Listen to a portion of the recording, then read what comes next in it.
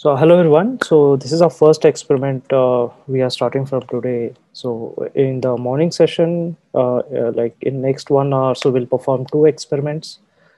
Okay, and in the afternoon session, we'll perform two experiments. So basically, it will be like conducted by Desh, me, and Ashish. So whenever you find any difficulty, please you can stop at any time and you can ask the your queries. So first experiment is basically we'll see how the power is changing over the distance, and it's not 1 by r2, it's 1 by r².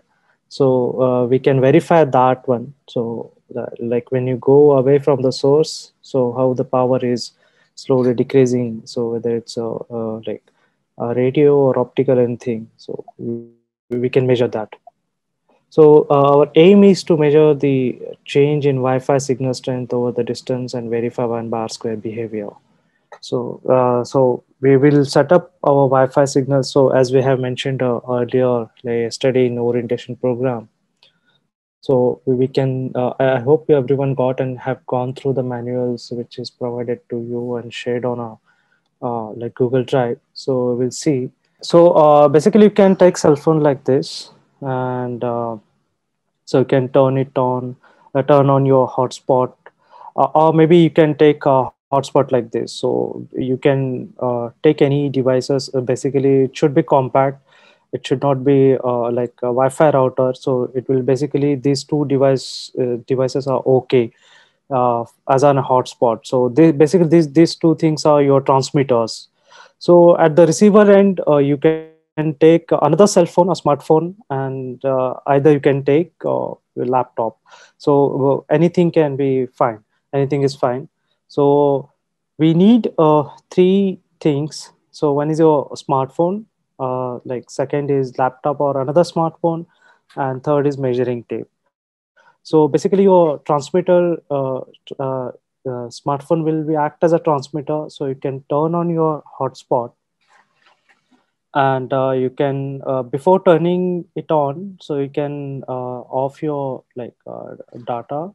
So that you have to make sure that it's not communicating with your mobile phone provider or mobile phone tower, so that so there will be less noise.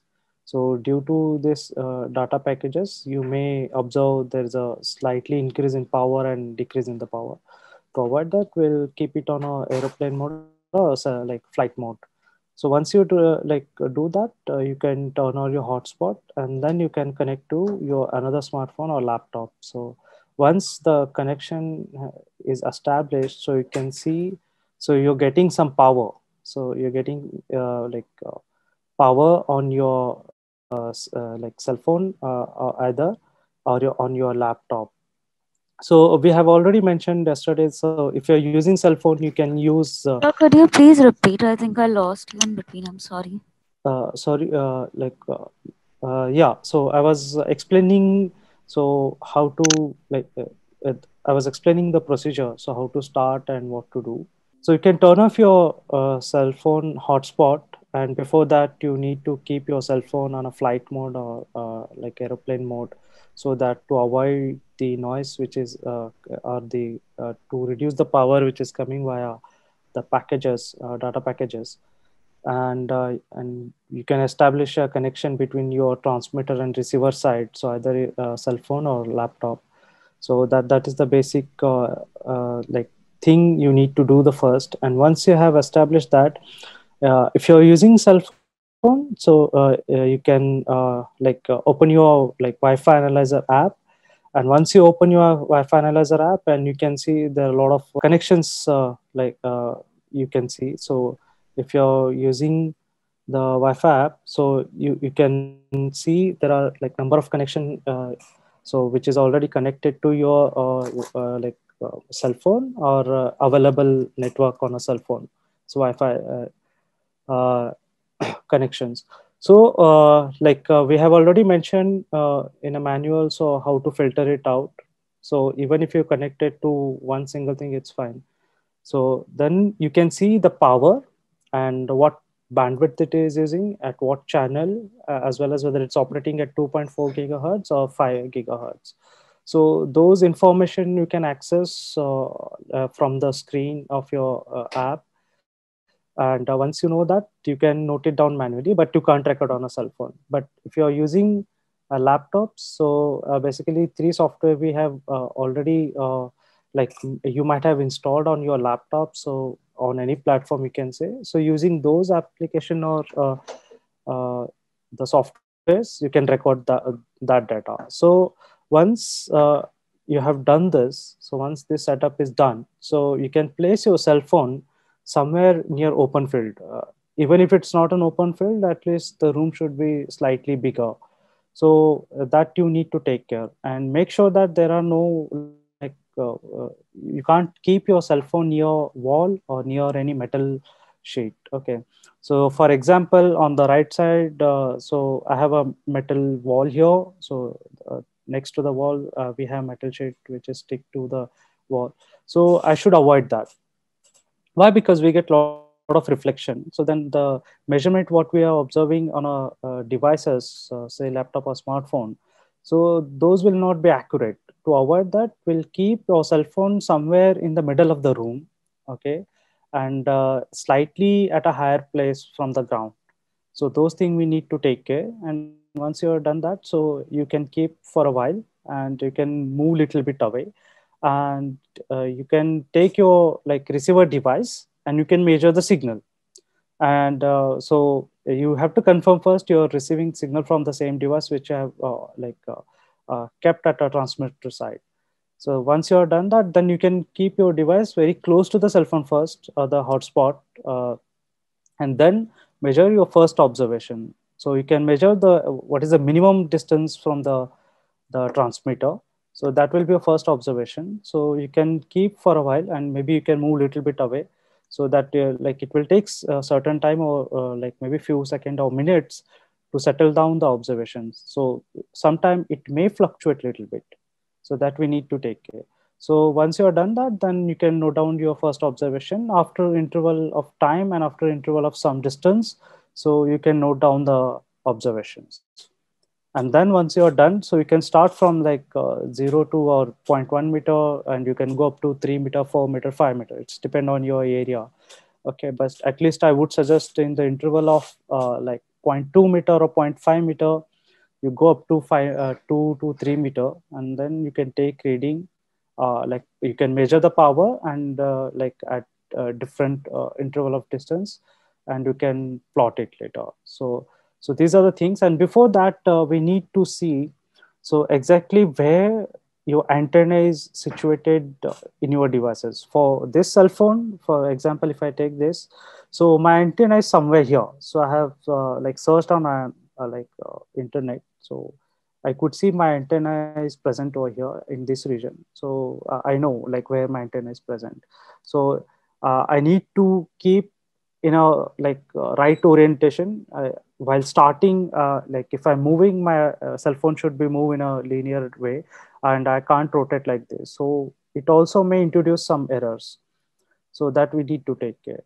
So once you have done that, and for this device, my antenna, this is a Geo Wi-Fi hotspot. So for this device, the antenna is situated somewhere here on the top of it. So I know like where the antenna is situated on my devices. Even for laptop, you can search, so that you should not change your orientation of laptop or devices. So that may also introduce some error in your like observations and reading. So I guess it is straightforward, and it is clear to everyone. So once you are done with that, so before you begin the experiment, I have already mentioned. So find the exact location of a like Wi-Fi antenna in the device for the best result, and keep your cell phone for mobile phone and laptop charged completely. You need to charge, and it should not be like it's not completely charged, and midway in the experiment you have to again take it off and charge it. So that will change a bit of settings and the setup what you have made for your experiment. So that may also introduce some errors. So and then after a few seconds or few minutes, you can, once the observation gets settled down, and you can take the reading, and you can like uh, change your distance. So basically, this is a procedure for this first experiment. So I hope everyone is clear about this. Yeah, this is simple experiment. The first experiment is pretty simple, and we can perform it. Any doubts and any comments on it, Desh? Yeah, Ashish? thanks. I would just like to add two variants to this. One is before you, at whatever distance you keep, uh, we encourage you to take multiple measurements in the same setting. Nothing changed. And you might be surprised to see that the power level is not exactly fixed at a particular number. It might fluctuate, and it will be good to get a sense of that, make large number of measurements with everything kept steady, and then even plot a histogram of those values to see what the typical mean value is and variance is. This will give you an idea of both the uncertainty in your measurements, as well as if you take mean value over a certain time interval, you might realize that doing that actually improves your accuracy, and such integrated measurements, or one with effectively longer exposure, give you a much more accurate value. And so that is one. The second is relating to the direction. It would be good that while you make this measurement, it wouldn't hurt to go by the side or up or down to see the sensitivity of your measurement to the direction. All right. It might happen that there might be something behind which is giving you reflection, in which case you will see noticeable changes as you move away from that direction. In this particular experiment, you will be just changing your distance, keeping the direction fixed, but it wouldn't hurt to also change the direction a little bit and see that you get similar values, and that will ensure you that no other prominent reflections are interfering with your direct signal. And if they do, you might as well become aware of it, and would like to make this measurement so that it's made along a certain axis where the prominent interference is giving you larger value compared to other directions. Yeah, so there is a question about how do we get log-log plot. I think the values, one thing to remember is the values that you're going to get from your measuring devices typically give you in units of dBm, right? These are decibels above 1 milliwatt of power. Okay. So if you get, for example, 0 dBm, that means the power is actually 1 milliwatt.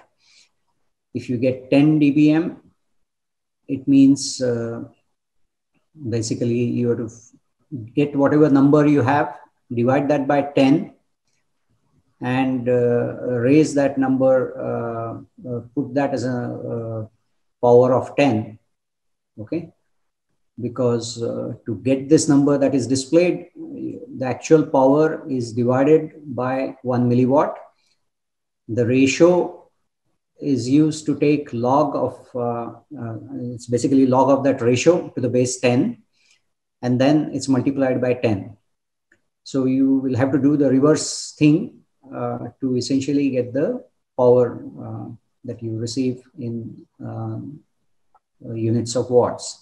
I see somebody's phone does not have hotspot when it's in flight mode. Perhaps you can at least switch off the data. Yeah. Right. Excuse me, sir. I wanted to confirm once if we can use a Wi-Fi router instead of a mobile hotspot. You can use it in principle. Just be watchful of the variations So maybe you should do the first side experiment that I had mentioned, that keep your receiver at certain distance, take multiple measurements and assess whether there are any undesired or unexpected fluctuations in the power. Okay, sir. That will give you a sense of, how accurately or how much you should believe, how seriously you should believe each number that you get in subsequent measurements, or with how much pinch of salt you should believe these. Sir, I have one question. Like this 1/r² dependency counts for the far field, but should we take like the transmitter to be really close to the receiver, because there the near field may also contribute? Yeah, so you will find departure from it when you are at very close distances. Okay, and don't be surprised to see that. In addition to other effects that I was mentioning, like reflections and interference of the reflected thing with direct signal, those are additional things. But even at the very basic, even if in the ideal case, you will find near field strengths will differ from the far field strengths in terms of their 1/r² dependence. And you will see this departure. The only hope is that your radiating antenna or radiating aperture is going to be small. It's going to be of the order of the wavelength. And the near field to the far field transition happens at Fraunhofer distance, which is can be easily estimated as the square of the aperture size divided by wavelength. Okay. Now, if your aperture size is comparable to the wavelength, you can see that you will be in the transition zone already by the time you are at a distance of a wavelength. And for most distances of relevance over which you will be making the measurement, you can safely assume that you are in the far field.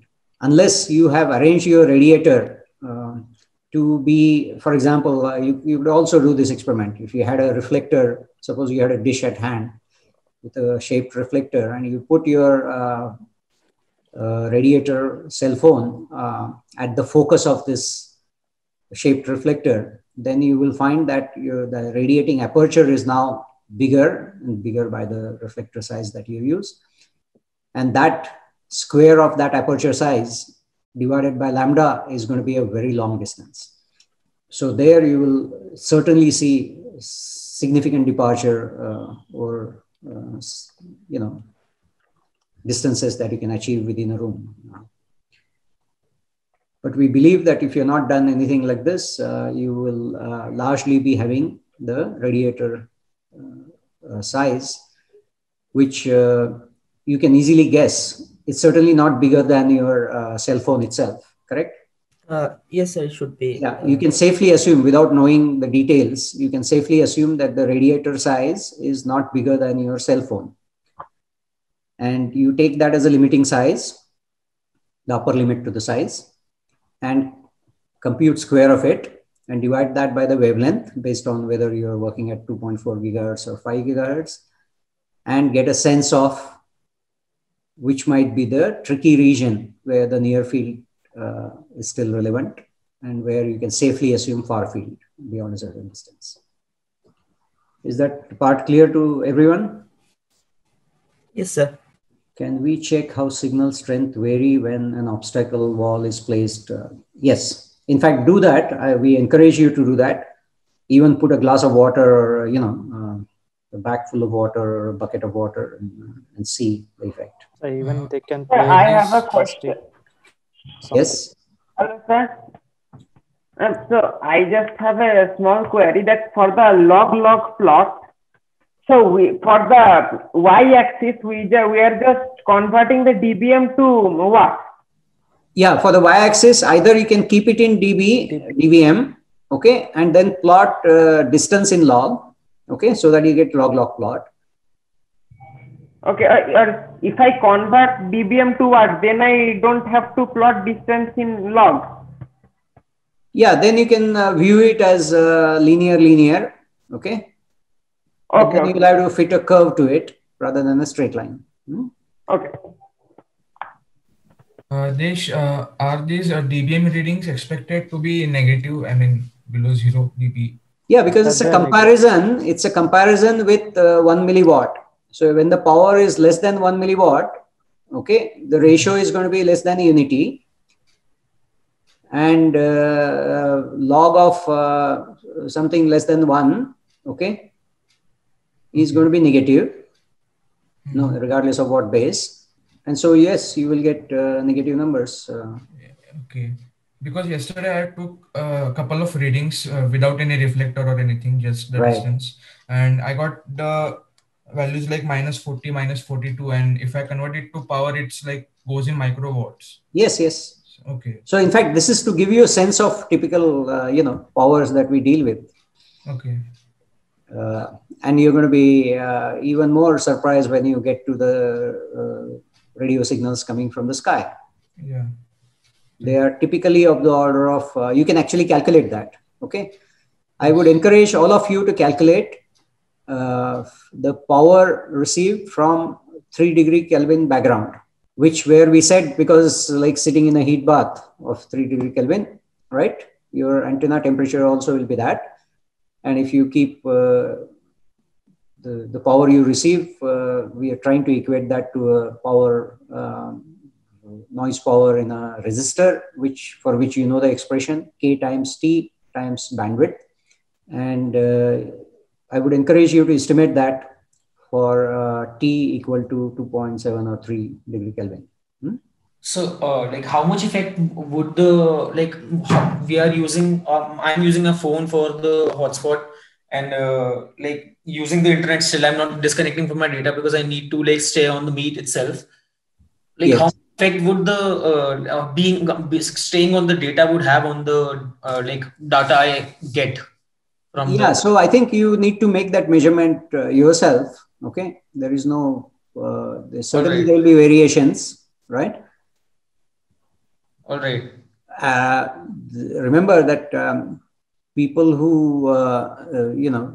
do all this communication thing are stingy. They don't radiate higher power unless there is need to, right? So whenever you have some information to be conveyed, then only the power might increase, right? So you will see fluctuations based on the amount of data being transferred, right? And so on and so forth. So can't we take the average of multiple values in this case? Yeah, you can, as long as, see, the point is about comparing one measurement with another measurement where something has changed. Now, if your activity was identical in both the cases, then yes, it makes sense to average it. Okay. All right, sir, understandable. Thank you. If you could have other situations identical in every measurement, then you can rely on the average, and so that the basic dependence you are trying to probe comes through and it's not confused by variations that are caused by other reasons. Yeah, this also, if I'm giving a mobile hotspot to my laptop, which is a receiver. So instead of one laptop, if I keep say 5 laptops, so the power will degrade, right? Why? Won't the power get distributed among the 5? Well, already you're sensing only small section of the power radiated by the it's going in all directions that the radiator is capable of radiating into. Right? Yeah. It is not that when you are receiving or somebody else is receiving it, it comes at the expense of your power. Okay. Over here we are just detecting the Wi-Fi, but if I take 5 laptop receivers and I put on some applications running on these. Oh laptops, Then there is a competition. Then there is sharing of resources. Okay. Okay.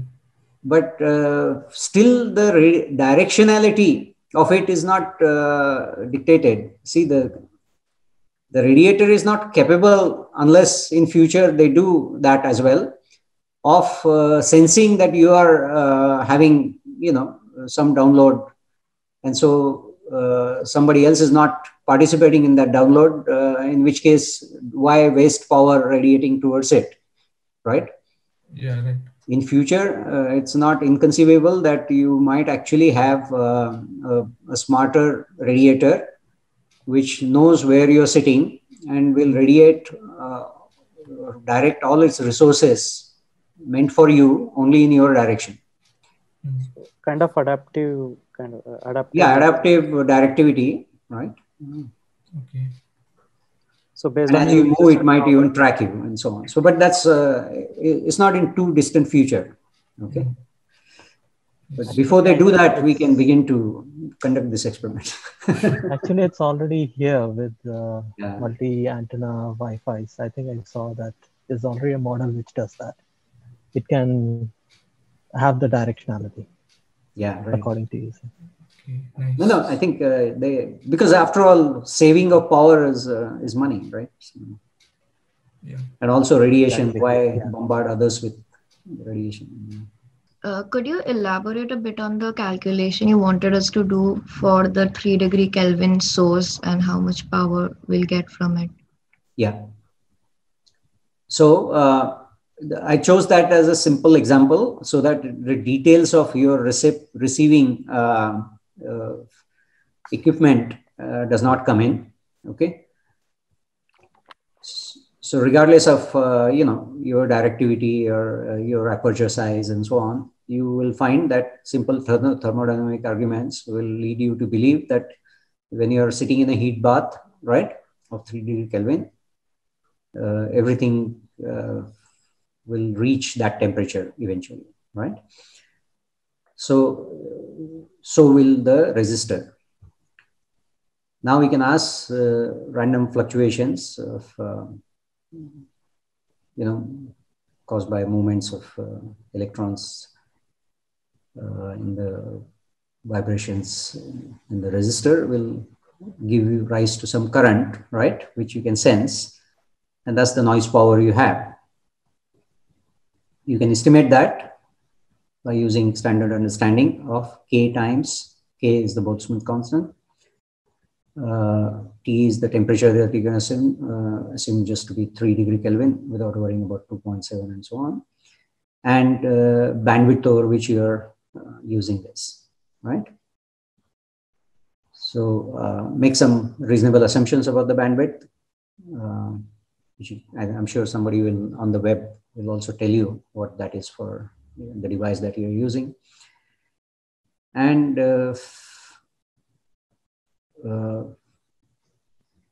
for comparable bandwidth that you're going to use your Wi-Fi setup, you can estimate the amount of power, right?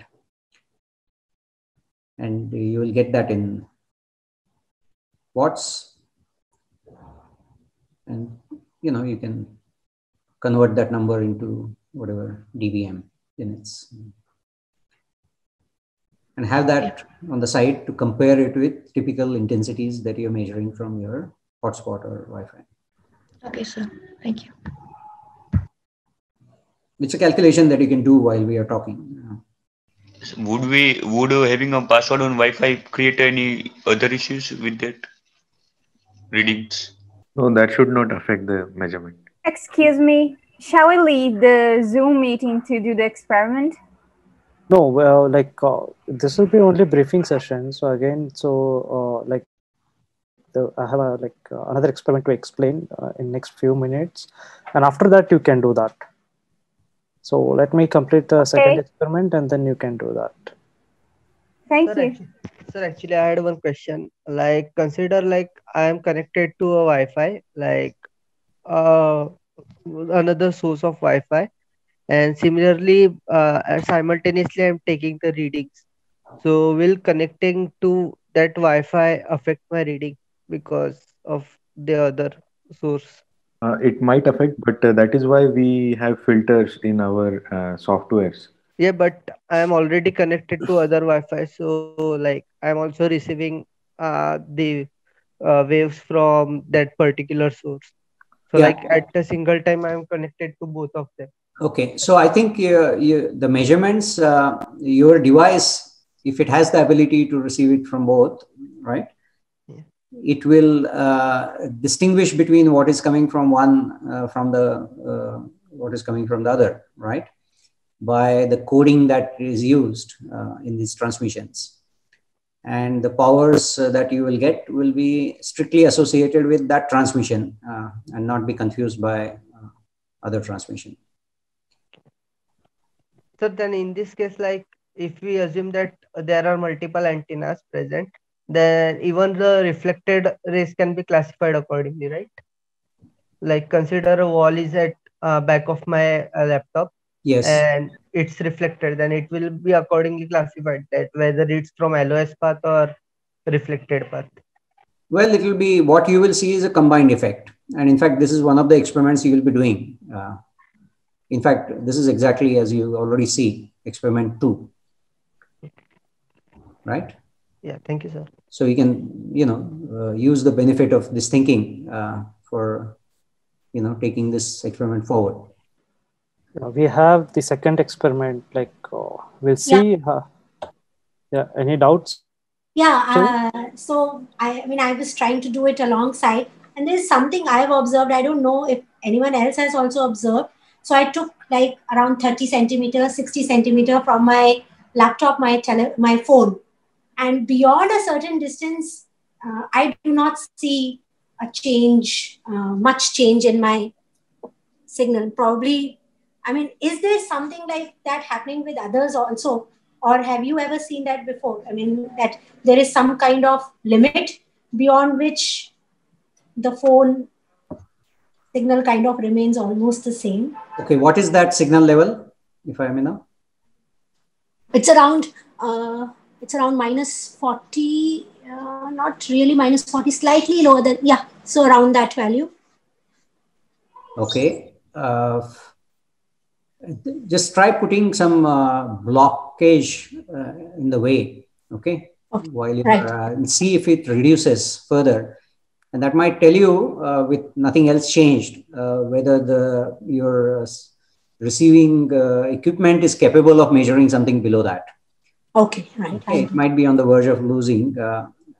Otherwise, the explanation would be that as you move to farther distances, you're more likely to have other scatterings coming in the way, okay, more explicitly, and the power really does not decrease. Okay. Yeah, but the distance is really not much. Like it was 30 centimeter, 60 centimeter. That's what the kind of values I've been looking at. Yeah, except please remember that, the drop will happen when the distance changes by the same factor. Initially, it might appear like small distance change, okay, will cause rapid change in the power. Later, you will have to go a similar factor in distance to see similar effect. So on the log-log plot, it might still be pretty close to the linear line. Don't be surprised if that is so. So a follow up on this question. You said that it may not be decreased because the other scattered waves must also be intersecting, and like they may not be causing the decrease in power, right? Yeah, not such a rapid decrease in the power, as expected. But sir, the scattered waves, but the thing is that the scattered waves must cause, if they actually cause any effect or any change in the power. It could be both ways. It could be constructive or destructive, right? Right. But like it could be both ways, but it should mostly be caused in at a lower distance, right? Because higher distance attenuates the signal. So no. What I meant is, if you kept it in the center of the room, then you're directly, there is nobody in the path, or the reflections coming from elsewhere have traveled through much longer distance. Okay. And they will be rather weak compared to the direct reception. Whereas when you go farther distances, where the reflected rays are also having comparable distance travel. All right. Okay. They might begin to compete or do something. Okay. Destructive interference and everything. Okay. Yeah. So it can be both. And I think there is a general tendency, without our realizing we have, is we always tend to move to the best location in terms of picking on a constructive interference. Okay. Unless we ignore it and strictly follow a line along which we move. left to ourselves, even while picking up a call and talking, we would have, generally located ourselves in the better of the spots. All right, sir. Thank you.